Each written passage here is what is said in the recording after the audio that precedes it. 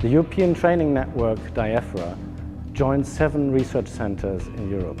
Philosophy departments at the universities of Barcelona, Stirling, Edinburgh, Stockholm, Munich, Neuchâtel and the Institut Jean Nicot in Paris. Diaphora serves as a joint research and training platform for collaborative research into the nature of philosophical problems and the sources of persistent peer disagreement about their solutions. It's fair to say that, unlike problems in other fields, the problems of philosophy have proved quite resilient. Attempts to give these problems short shrift have notoriously failed. They cannot all be made to disappear by simply purging our thought of certain confusions. Nor do they all mature into questions ultimately to be addressed by the other sciences. One would expect that such peer disagreement mandates suspension of judgment. What we find instead is that professional philosophers tend to endorse and systematically defend certain solutions rather than others. These features of philosophical practice call for a proper diagnosis. Diaphora works towards this goal on the basis of a better understanding of what makes philosophical problems so hard. It aims to do so by working through a number of paradigmatically resilient philosophical problems, including those that concern the preconditions of reasoned debate itself.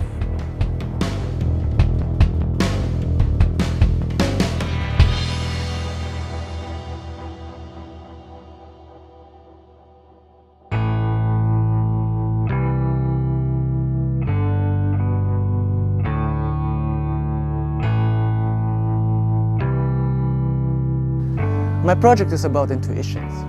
We all have intuitions from time to time. In fact, we can have intuitions about all kinds of things. For example, about the truth of statements such as torturing kittens for fun is wrong. In my PhD project, I try to understand what kind of mental states are intuitions. Are they rather on the perceptual, the cognitive, or the affective side of things? So, are they similar to perceptual experiences? Are they similar to thoughts and beliefs, or are they rather similar to emotions and feelings? In my PhD project, I'm interested in debates about the laws of nature. In our everyday life, commonly we think of the laws of nature as, in some sense, governing the behavior of objects. So for instance, if I let a pencil drop, we think of the laws of gravitation as somehow forcing the pencil to fall to the earth. But on closer examination, it's quite puzzling what it could amount to. So while some philosophers try to devise other ways in which we might understand the laws of nature as governing the behavior of objects, others give up that common understanding. And instead they hold that the laws of nature are just certain kinds of generalizations that, are particularly good at capturing the regularities we find in nature. In my project, I am in particular interested in the methodology of that debate, that is in how people argue for their claims and what are the best methods for investigating these kinds of questions. I just started an internship for Search for Common Ground in Brussels. It's great to have an opportunity to learn how the NGOs in this field work and how they resolve conflicts in the real world. From my previous studies, I've retained an interest in game theory, and it's interesting to see how the theory clashes with how things work in the real world. It's a great privilege to be able to get experience in this field. A basic intuition we have regarding the nature of time is that there is a difference between the future and the past. The past is closed once and for all, while the future is open and replete with many possibilities. We decide, we hope, we gamble, we regret, we remember, we forgive. All these common attitudes, and there are many more, presuppose an open future and a closed past.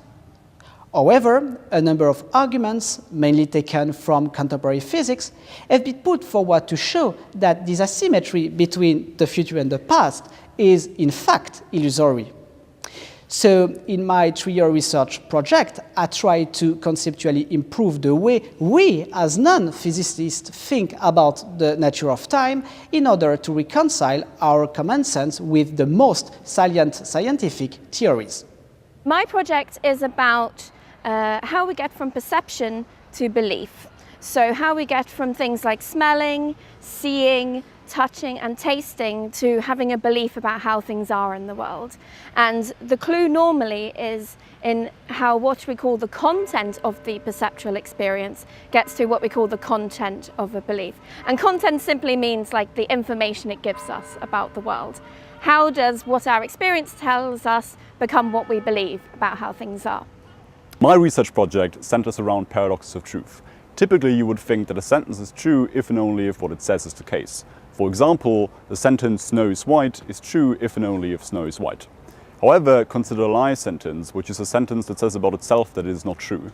If we assume that it's true, well, then what it says must be the case, but this is that it is not true. If we assume that it is not true, again, this is what it says, so it must be true.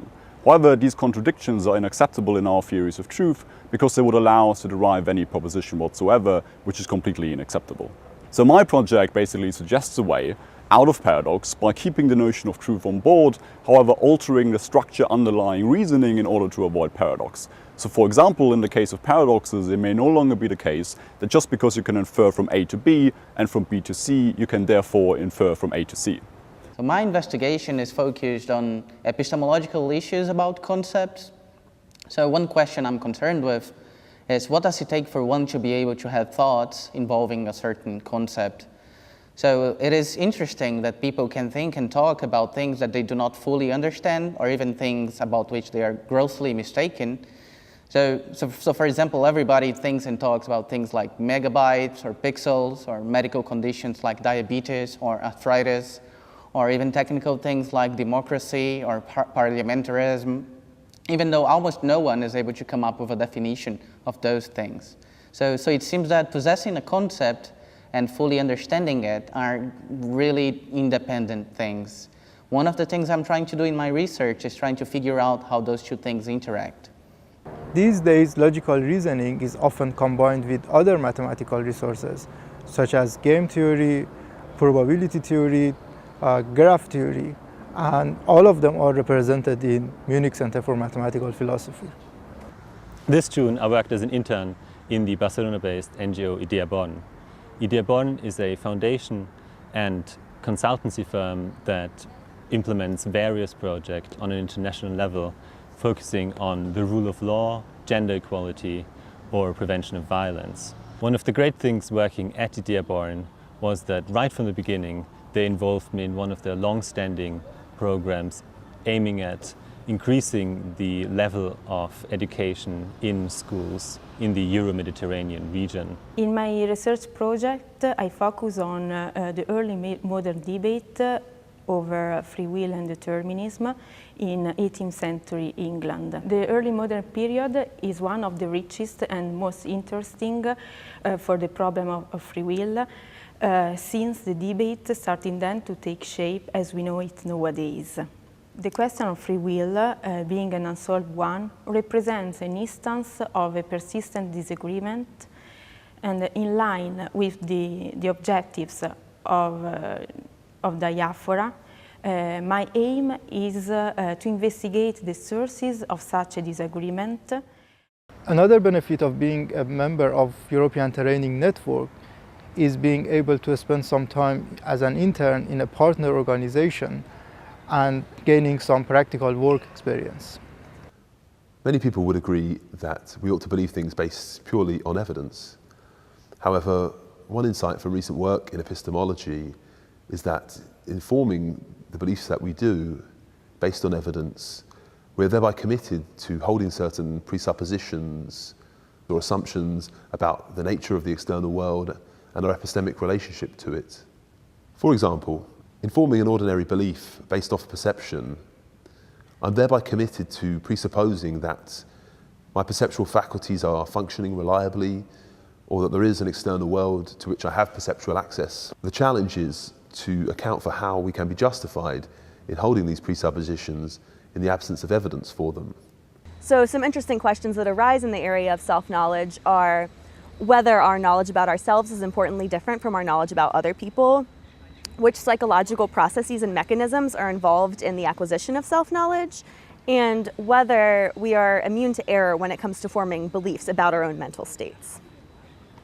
My PhD project is about the rationality of emotion, and in particular, it's about their epistemic rationality, or the kind of rationality that's linked to knowledge or understanding.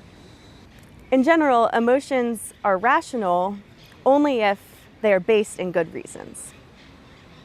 So the aim of my project is to investigate the relationship between the rationality of emotions and the rationality of beliefs. And specifically, I want to explore the idea that maybe our reasons for emotions don't need to be quite as strong as our reasons for beliefs do.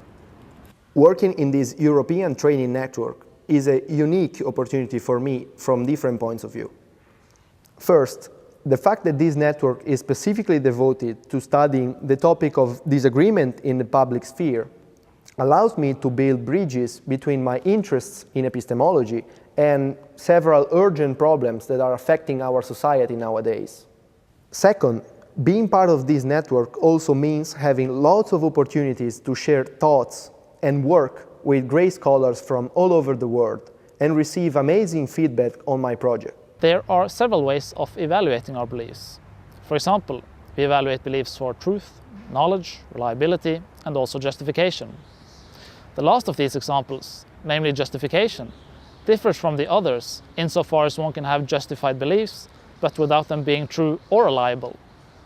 Consequently, an important task in philosophy is to give an account of how justification comes apart from these other dimensions of evaluation.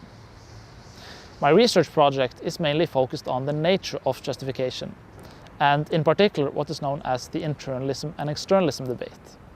In my dissertation, I seek to develop new arguments in favor of an access internalist account of justification, according to which one always has a sort of privileged access to facts about what one has justification to believe.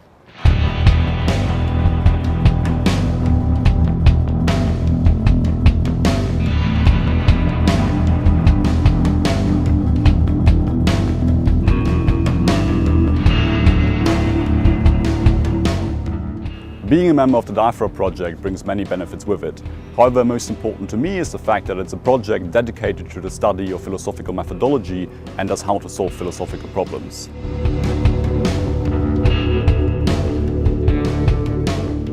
One thing I like particularly about it is that it makes it really easy to get in contact with a lot of people who work on questions that are related to my topic and to profit from their expertise.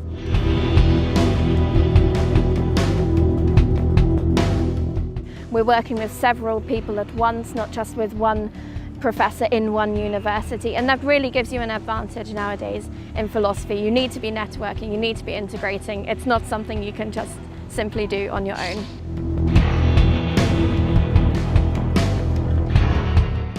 I'm pretty sure that by the end of my PhD, I will have acquired skills and connections that wouldn't have been able to acquire from anywhere else. I'm grateful for that.